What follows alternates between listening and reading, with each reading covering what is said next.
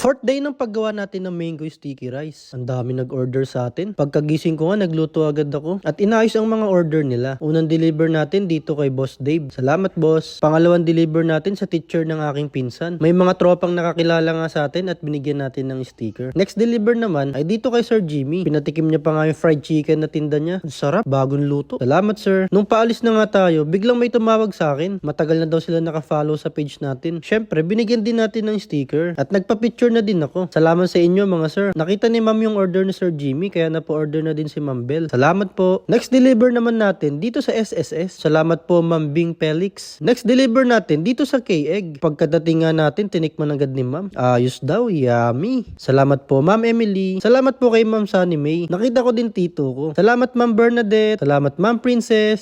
Salamat Ma'am Mika. Next deliver natin dito sa Banikain naman. Salamat Ma'am Ems. Salamat Sir Alberto. Salamat Ma'am Aim. Salamat Sir Rolly. Salamat Ma'am Apple. Salamat Ma'am Geraldine. At salamat po muli sa lahat po ng nag-order. Message lang po kayo.